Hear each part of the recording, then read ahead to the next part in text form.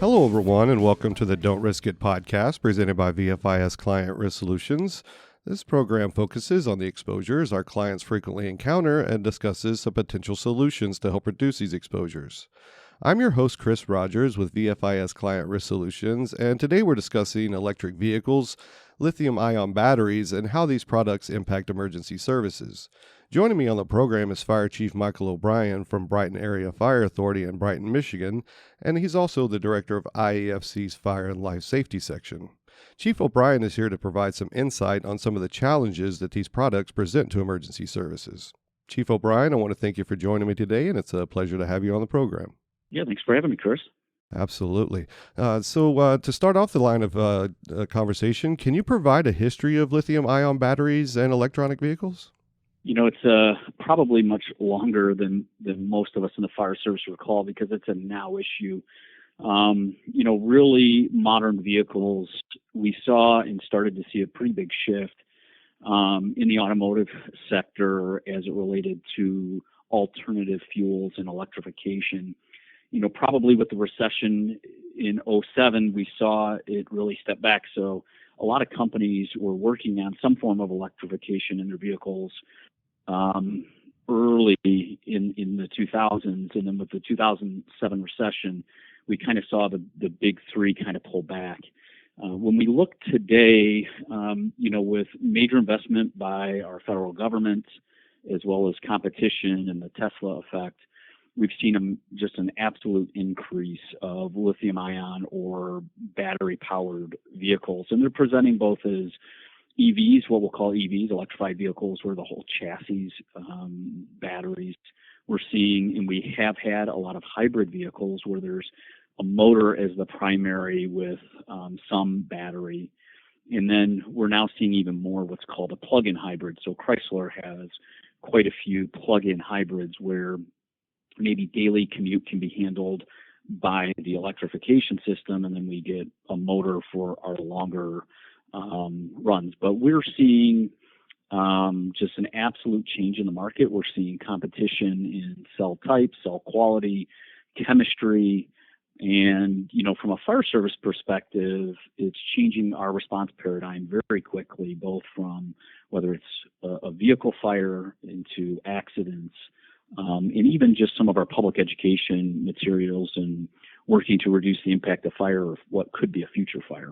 I live in Texas, and I know we've had a couple of departments that have had incidents involving electric vehicles, and I think that they dumped, I can't remember how many, it was tens and thousands of gallons of water on this incident to try to put the fire out, and with limited results. So it's definitely a dynamic thing in the service. Yeah, it's with EVs, right? It's going to be a change and shift for the fire service. The International Association of Fire Chiefs took a pretty active role about 2 years ago in trying to say, hey, look, we've got to educate our fire service, and we've got to do it in cooperation with, manufacturers of all types. And we've really got to work to getting our company officers and our fire chiefs tools to start to equip their organization. And so, when you look at EV fires, and if we probably just pause for a second, when we look at combustion vehicle fires, regular old-fashioned gasoline vehicle fires, the U.S. Fire Service goes on 400 of those a day. And they don't really make the news as much as maybe an EV fire does. Studies initially right now are showing that EV fires are a lower rate per number of cars on the road. But yes, they're complicated because it's the same methods we used in fighting a combustion vehicle fire are not the same. And so you'll see that a lot of the education for our fire service is really talking about a couple things. When we have the contents of a car on fire, put it out like you would any other car fire. But when the motor, and in this case the battery pack, that high voltage battery pack's engaged in fire, from a fire service perspective, we have to change our terminology, we have to change our viewpoint. So we've got to start saying things like actively cooling. We need to actively cool because we're not going to stop the cells that are in a thermal runaway. And what we want to do is stop them from propagating to the next one. And so we've got to give new toolboxes for our firefighters and saying, look, when there's no exposures and there's nobody trapped, you really need to consider letting this vehicle burn. And I know a lot of people have a lot of consternation on that just due to the time frame. But when you start to look at what the manufacturers are recommending in many cases in their response guides, you're seeing that plays right along when it's not inside of a structure, there's no adjacent vehicles. One of the best actions is to just let it burn. And probably for people listening, if you really think about it, how many times did our actions as a fire service save a combustion vehicle once it was on fire, right? So we know that every time a combustion vehicle catches on fire, it's a total loss.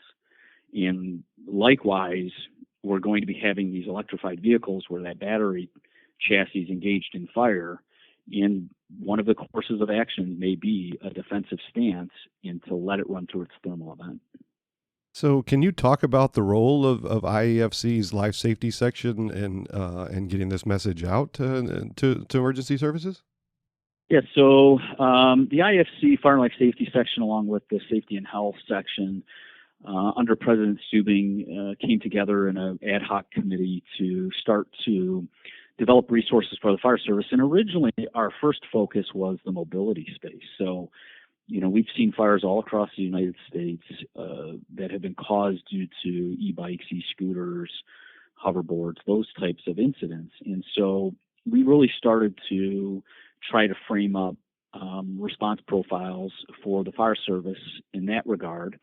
And, the fire and life safety section has a love and a passion, really for community risk reduction. And so how do we reduce that future impact? How do we reduce future incidents? And that's one of the things with lithium-ion battery fires, from either the mobility space to vehicles and everything in between, is there is a high likelihood for a secondary event. So we've extinguished, we've taken care of the first event, and when we don't properly mitigate, there is a huge opportunity for a secondary incident. So when you take the passion that we have in the fire and life safety section for community risk reduction, looking at data, making sure we're making educated decisions, getting our fire service prepared to really lead their communities in efforts of battery recycling, battery handling, have just really kind of merged very well together. And so the joint effort across our members within the IFC has just really been fantastic. We've had probably about 50 programs. We've educated probably in excess of 3,000 firefighters across the country and fire chiefs, and really trying to take a message and take it back to their communities to get them prepared, their firefighters prepared, their communities prepared for really this change that's going to come across the U.S. So you mentioned in your earlier comments, the Tesla effect. I guess it was about 2 years ago that I was at FRI in San Antonio, and Tesla was actually there. And now it wasn't for their EVs; it was for their roof system. But I assume that it's some of the same technology with that battery pack that has to. Probably isn't a good idea to put it on the side of your house now. I think I'd probably put it about 30 yards away, but I think they're starting to try to get that message out to emergency services, about some of the issues that EVs can cause, or the battery packs. But to basically to get onto my point here, it's not just vehicles. What types of events is the fire service responding to as it relates to lithium-ion batteries? Yeah, so there's about 5 major types that we're really seeing if we put them into buckets. So the first is any of the portable electronics and mobility devices. So this is anything that really probably isn't street legal. It could be a golf cart, it could be a bike, e-scooter, it can be a computer. And so it's changing that view within our communities of what's acceptable and what's not. And so that's one big bucket that we're seeing, and it's having just devastating effects. If you look at FSRI and some of their work that FSRI has done, you can see that an e-bike without proper management can lead to a deflagration or a flashover in under 20 seconds. That's extremely fast. And so that bucket has been proven to be quite fatal and quite dangerous. So a lot of emphasis has been in that space. The other is obviously EVs and plug-in hybrid EVs. Energy storage is something that is continuing to evolve. So whether it's in the residential setting all the way to the commercial setting, It's understanding what codes and standards have really done to improve that technology and understand what our role is interacting with that if it's having a bad day. So energy storage is that third bucket. Fourth is really when we start to get into this recycling space. And so we have recycling both on road where product is moving from end of life. So it might be a collection point and it's moving across the roadway to get to a recycling center. The recycling technology in the U.S. is just growing gangbusters, where they're getting very high levels of the raw material out and they're reselling it. And so it's a pretty interesting thing, but it leads to very unique challenges for the fire service because we're still learning best ways to move product. And there's a new term that we'll all be referring to. There's one thing when we're just done using a battery pack and it goes to recycling, and then there's another when a battery pack has been damaged for some reason now. So we call that DDR, damaged, defective, or recalled batteries, and how we move those across our highways and stuff is a very unique thing. The fifth, the other bucket we're seeing, which is it has its pockets where it's at, but it's coming to almost every community, and it's how we store batteries. It's how we have them in the marketplace. Home Depot's basically announced that they're all electric, I think, by 2028. But that's just one aspect, because that's finished product, that's batteries in packaging from any of your drill or other portable people. That's a finished product. Where we're also seeing this storage is just an absolute blow up in the automotive sector. So we have batteries being made all over the world, being shipped to the U.S. to get to manufacturing sites. We have battery plants in the U.S. creating batteries and storing them, awaiting to be installed in energy storage, to e-bikes, to vehicles. And so this whole amount of cell technology that's being built in the United States is really a Herculean effort. The investment from the federal government into manufacturing for batteries, there's no doubt we've got our sites that are making batteries. We have the race for making new chemistries and new types of batteries. But then we also have the manufacturing lines where we're assembling cars and we have battery packs awaiting to go into those vehicles, and they're being staged. So there's a lot of different facilities where we're seeing, and they all present, whether it's that mobility space to that storage space, they all present different challenges for the fire service in a response profile. So you just talked about challenges that the fire service, they're facing. What challenges are you facing when you're out doing suppression efforts at these buckets basically that you just described? So it's understanding what the hazards are that are going to present to our firefighters. One of the biggest things in all of the various cell chemistries, when they start to go into the event called thermal runaway, they start to off-gas. And note I didn't say smoke, they off-gas. And so through a lot of the requirements in our energy storage arena, we know a lot of the byproducts coming off of a typical cell and cell chemistry. Without diving extremely deep, we know that when the cell is off-gassing, it's producing very high levels of carbon monoxide, very high levels of carbon dioxide, and some kind of mix of flammable gas. And so depending on where the event is occurring, depending on what is presenting and how many cells are off-gassing, we really have to educate our fire service that that's not a lazy smoke. So if I'm talking purely to firefighters, wearing full turnout gear, SCBA with face piece, in those light, what may be presenting as light smoke may not be light smoke. We're seeing events that could be taking place in a school setting where maybe they have a robotics team.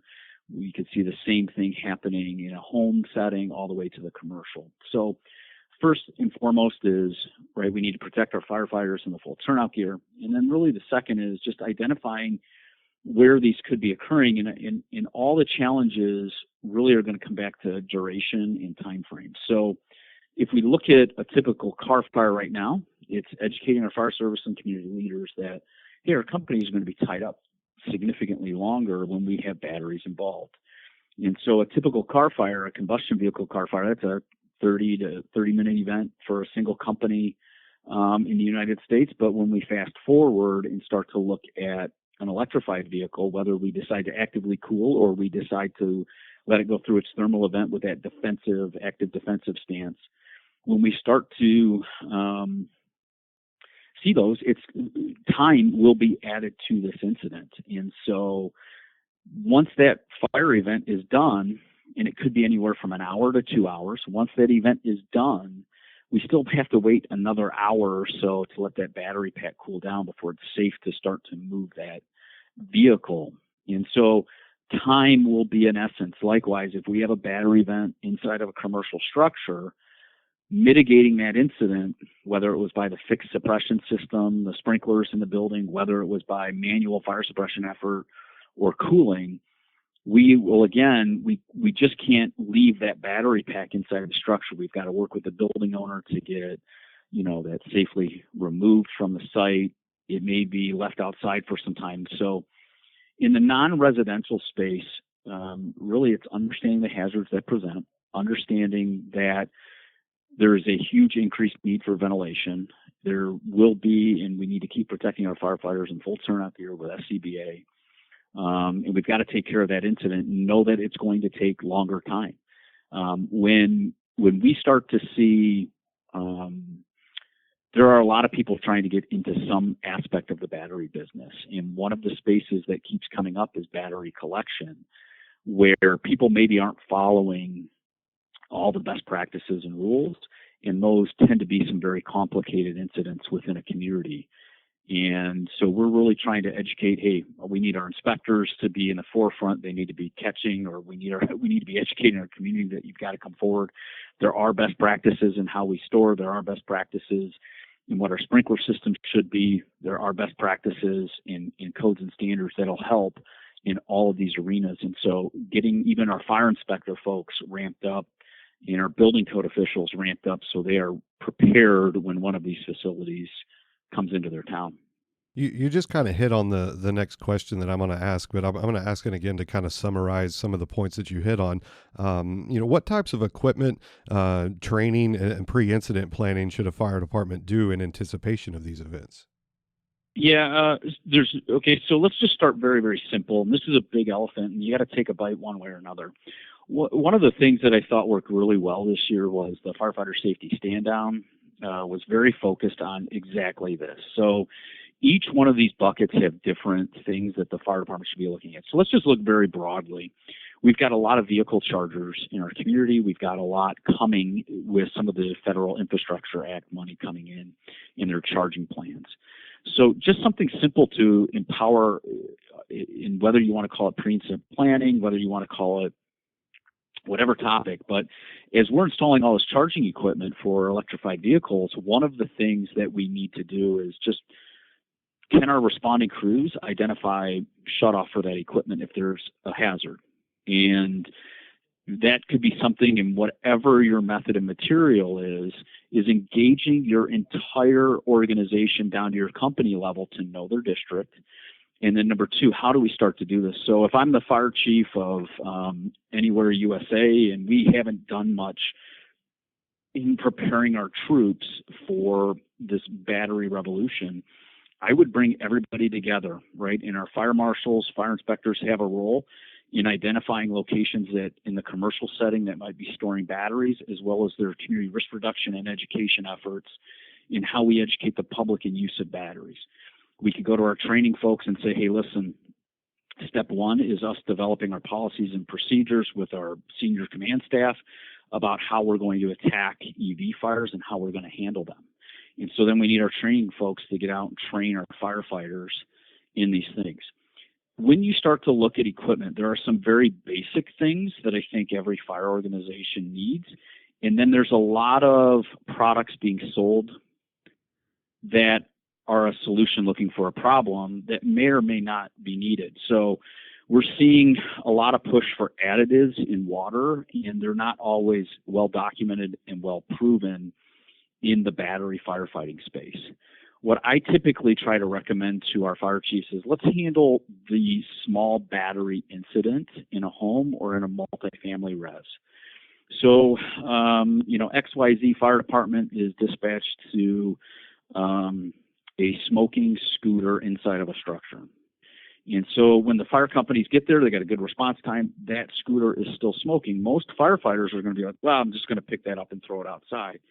If you really look at how volatile the gas coming off of that scooter is, how we train and prepare our firefighters is a little bit more than exactly, well, I would just pick it up and get it outside, especially as we get into our multi-story buildings and so mid-level high rise. In a very basic, right, engine companies nowadays are probably going to have to start getting some equipment, such as maybe a small battery blanket. So if that scooter was still actively smoking, they could kind of wrap it like a burrito.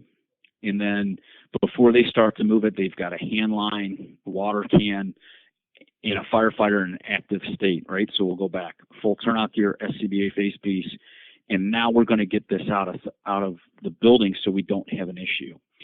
When we look at, let's just say we had that same incident, but that battery pack went through a full thermal event, caught the room and contents on fire. So crews are going to come into active suppression. When we start to talk about the training that's needed, part of what we need to do with our firefighting crew is that they're always looking for batteries in the incident, whether it caused it or it was related to the incident. So it just happened to be in the room, because we want to get that product out so we don't have a secondary event. So that's part one, is that training to say, hey, get them out. But your question was, hey, what equipment? One of the things that I truly think you're going to start to see is a fire department has to work within their community to create a solution to get that product after the event off the scene. So let's not talk cars. Let's not talk the big battery packs in buildings. Let's just talk this mobility space. So what do we have to do in my community based on the resources in my community? So FDNY is going to be different than Brighton, Michigan. And so overpacking is going to be this new term that we're going to be talking about. So how do we take a battery pack, safely package it, and get it within our network to recycling? So some of our communities have battery recycling programs. Some of our communities have a person responsible for battery collection. Could we work with them?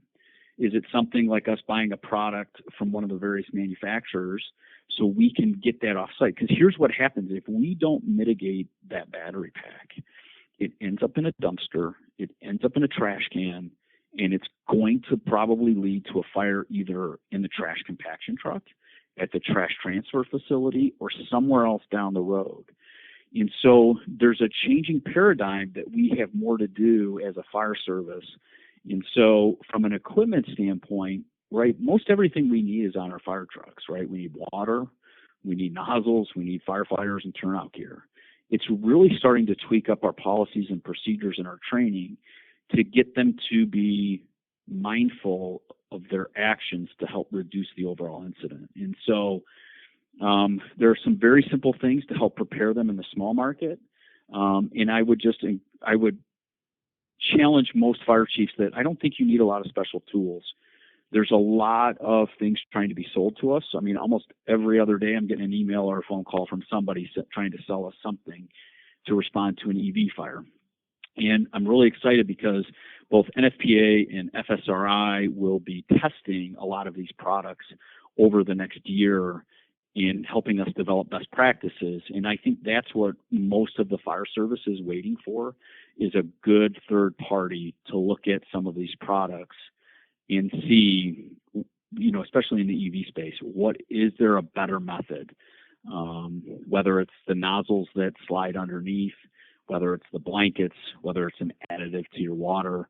I think most of us in the fire service want to see those tested in real laboratory, real world environments, not just by somebody who, did a backyard test. And so I think the equipment side, there's a lot of work still to come. Well, Chief, I wanted to go back to something that you were talking about, education side and the resource side. That there's a lot of things being developed, but haven't been tested. Are there resources that are available today that are concrete and available that can help fire services and the civilian community? Yeah, so when we look at probably the biggest thing let's just focus on our interaction with the mobility space, and then we'll talk about EVs. So mobility, right? We want to have high education with our consumers to understand that these products, we've got to change our mindset, right? And we have to understand when there's problems and how to limit some of those. So, right, do we have the right charging equipment for the device? We're not hot wiring something. We're not making up chargers. And I think that's an education component from your kid's e-bike, e-scooter, to your computer, to your iPhone, is do you have the right charger for the right piece of equipment? Second, if you're starting to notice an event, don't just let it go. So hypothetically, when we look at our kids, right, we want our kids out on bikes. We want them, going on jumps, and we want them going on rides on bike paths. But hypothetically, your kid's e-bike ends up in a pond full of water and it stops working. Well, if your kid doesn't say something to you and they just say, well, my bike doesn't work anymore, what's the first thing you're going to do? You're going to go plug it in and charge it. And so how do we start to educate everybody to say, hey, look, this is a different environment now. There's consequences and there's things that could happen when we don't take care of our products. And so how do we start to educate that? And it arguably starts with buying high quality products. There's a lot of bad mobility, battery packs, and things on the market that we just shouldn't be buying. So educating our consumers to buy things that come with a stamp from an approved agency, that the battery cells have been tested, and even educating our masses on a lot of things like don't tinker with the battery packs. We're seeing where there's a gig market across the United States. It doesn't take you very far to find it, but you can hire somebody to modify your battery pack so your e-bike goes faster. And so anytime we start to hear that there's modifications to battery packs, it's just a bad idea. So right charger for the right piece of equipment, make sure the products bears a listing. And then really one of the things in our multifamily settings, and this is a dual function, e-bikes are providing a very affordable mobility to a lot of our consumers. And what I mean by that is if you buy a nice e-bike, you're not going to, and you live in a multifamily dwelling, you're not going to leave it just outside. That bike's going to come inside and come either to your apartment if your apartment building doesn't have a storage area for this. Well, that's bringing this energy source into a space that really shouldn't be. One of the things that you will see is a much larger emphasis on buildings with built-in fire protection. We know that buildings with the right sprinklers, both in the residential setting all the way to the commercial setting, are making a massive impact when there's a fire event. And so one aspect in the new built environment that we keep saying is, look, you need to start making charging spaces. And so these are typical first floor rooms where they can disconnect the battery pack. It can go in an approved charging cabinet. You kind of lock it up and you would have the key to where your battery pack is. And if there's an event, it's segregated from the residential living spaces. So we don't get that event because people are bringing their bikes up into their apartments or up into their living space, and it's having a thermal event and it's blocking their only way out. And we're seeing big issues. So if I go to the EV space for a minute, some of the things that we're really trying to educate, it starts with good high quality charging in the home. And so we want to make sure that they're using electricians, they're pulling the right size cable, especially when we start to look at level 2 charging in somebody's home, that they're sizing it the right way, they're using the right listed equipment, and they're putting it in per the electric code. When people are just buying poorly made products that maybe don't bear a listing, we're seeing incidents even in that case under a charging situation. So a lot of this is just changing the dialogue and it's changing the narrative. And it's us as a fire service trying to understand both from events and what we're seeing as best practices and how do we carry that to our community. Because we have a lot of experience in how to store and work with gasoline. We have to build that same muscle memory up in the electrified space so we can continue to have that dialogue at school programs, at our open houses, when we have a chance to interact with our community on what's best practices. And it can even continue, what's our community response to a bad battery pack? So if you're one of your kids comes to you and says, "Hey, Dad, my battery pack here is warm to the touch and it's bubbling on the side. What do I do?" Most of us within our communities are having a hard time answering it. There are some resources that you can get that you can ship that battery off site. There are some communities who are addressing the issue with community collection. But really, as a fire chief, and one of my roles as a fire chief is community risk reduction, what are we doing in our communities so that doesn't end up in trash? Because if we don't educate our community and we don't give them opportunities, they're going to get rid of it with the easiest way possible, and that's in the trash. Well, one way to catch a battery pack on fire is to squish it.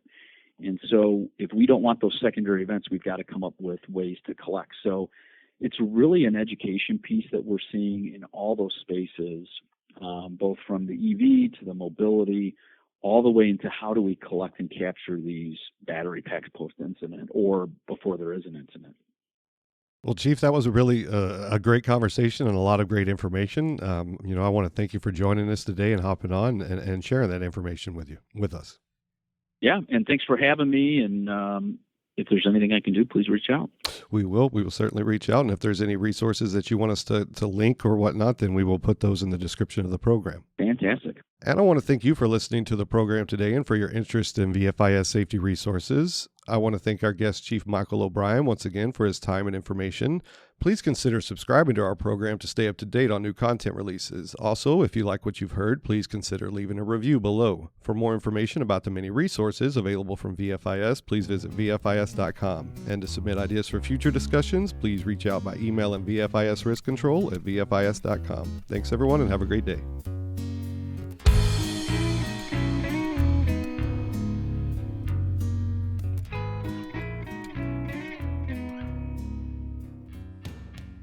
The views, information, or opinions expressed during this program are solely those of the individuals involved and do not necessarily represent those of Gladfelter Insurance Group, VFIS, and its employees.